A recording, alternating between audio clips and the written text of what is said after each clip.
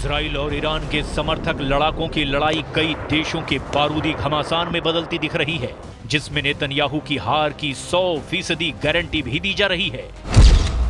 क्योंकि Israel Iran टकराव में सऊदी अरब के प्रिंस मोहम्मद बिन सलमान वॉर चेंजर लीडर बन चुके हैं। प्रिंस सलमान के हाथ इस युद्ध की सुप्रीम कमान ईरान थमा सकता है। प्रिंस सलमान को प्रेसिडेंट पुतिन का भी फुल सपोर्ट मिल सकता है। यानी इजराइल के खिलाफ युद्ध में अब अरब वर्ल्ड का अलायंस उतरने जा रहा है।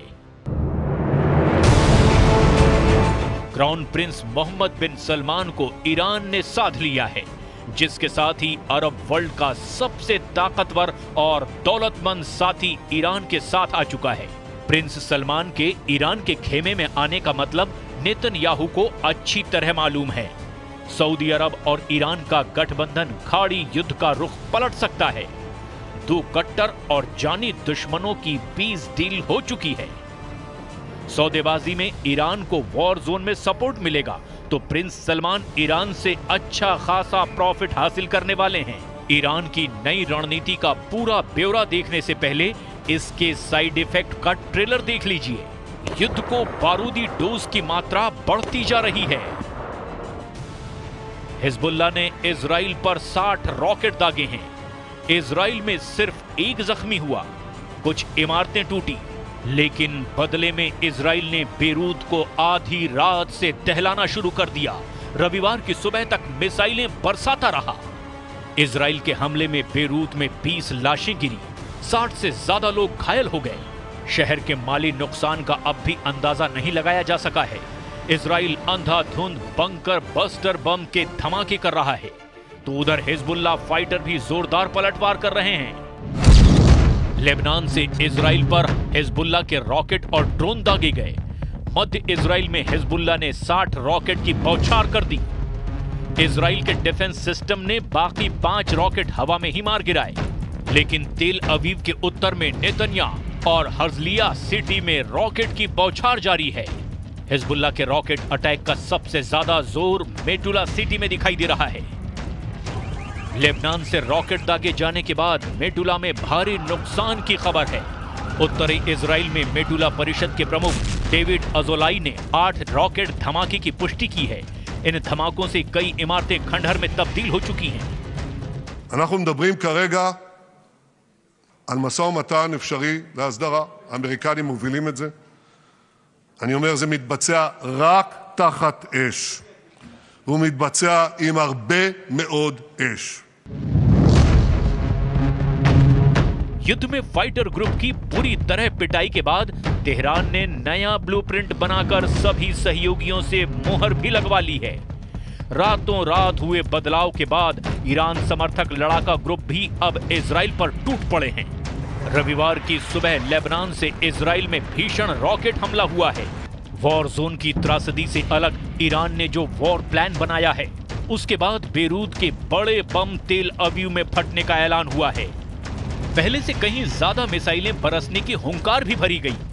लेबनान से ज्यादा तबाही इजराइल में मचाने की मुनादी ईरान ने कर दी। इजराइल को अब हिजबुल्लाह भी मारेगा, हमास भी, हूथी भी और इराकी शिया फाइटर भी। जॉइंट अटैक में इजराइल को बम बारूद से पाट देने की प्लानिंग है। इजराइल के जंगी जेटों की काट, इजराइल के टैंक, रॉकेट लॉन्चर और एयर डिफेंस सिस्टम का तोड़ जल्द इजराइल के सभी दुश्मनों के पास होगी।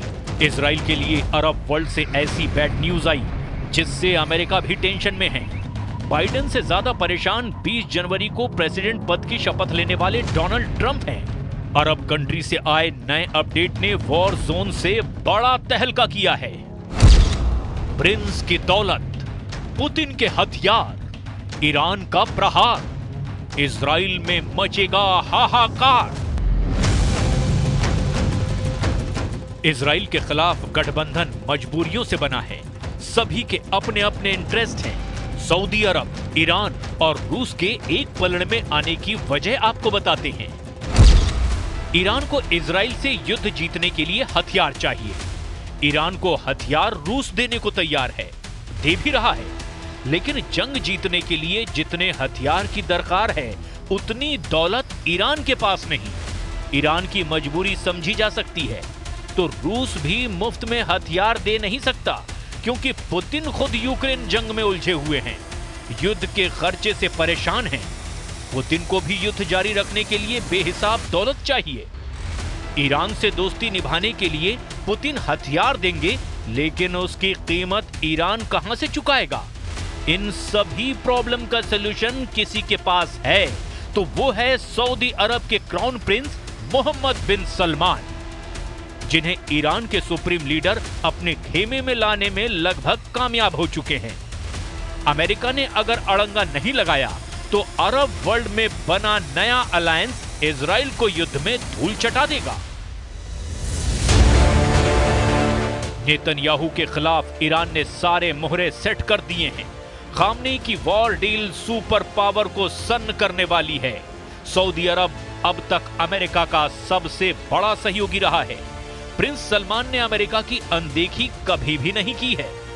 बदले हुए हालात में प्रिंस सुपर पावर को भी अनसुना कर सकते हैं, और ऐसा इसीलिए कि ईरान और सऊदी की डील डन हो चुकी है।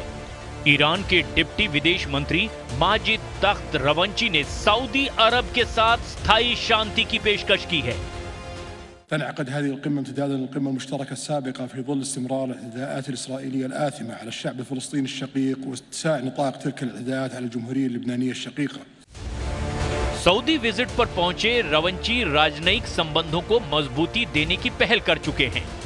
यरूशलम पोस्ट की रिपोर्ट के मुताबिक ईरान की कोशिश सऊदी अरब से रिश्ते बेहतर करने के साथ साथ ईरान ने अब रूस के साथ भी संबंध मजबूत कर लिए हैं, जिससे ईरान ने डोनाल्ड ट्रंप को भी क्लियर मैसेज दिया है कि अरब वर्ल्ड में अब ईरान का फैसला फाइनल माना जाएगा।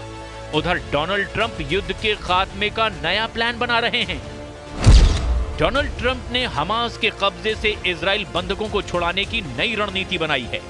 ट्रंप की प्रेस सचिव ने जानकारी दी कि वो गाजा बंधकों के लिए मुख्य वार्ताकार की भूमिका में हो सकते हैं। व्हाइट हाउस में ट्रंप की नई प्रेस सचिव कैरोलाइन लेविट ने बताया कि ईरान पर ट्रंप सख्त प्रतिबंध लगाकर मैक्सिमम प्रेशर बनाएंगे, मगर ट्रंप के प्लान की कमजोर कड़ी सऊदी अरब बन सकता है, जिसे खामनेई ने अपने खेमे में सेट कर लिया है। ईरान के ऑफर को ठुकरा पाना प्रिंस सलमान के लिए आसान नहीं है। असल में ईरान ने सऊदी अरब की बरसों पुरानी समस्या का समाधान का वादा किया है। ये तेल कारोबार से जुड़ी प्रॉब्लम है, उस ऑयल रूट की जिस पर ईरान का कंट्रोल है। हॉर्मुज जल डमरू मध्य रूट की तेल कारोबार में अहम भूमिका है, जिसे ऐसे समझा जा सकता है कि फारस की खाड़ी से ओमान की खाड़ी और अरब सागर तक हॉर्मुज जल डमरू के मध्य से हर दिन 20 मिलियन बैरल तेल का कारोबार होता है, और यह दुनिया के तेल व्यापार का 30% है। सऊदी अरब, संयुक्त अरब अमीरात, ओमान, ईरान, कतर और कुवैत ऊर्जा आपूर्ति के लिए इसी रूट पर बहुत ज्यादा डिपेंड करते हैं, जिसमें खास बात यह है कि हॉर्मुज जल डमरू मध्य पर ईरान का नियंत्रण है।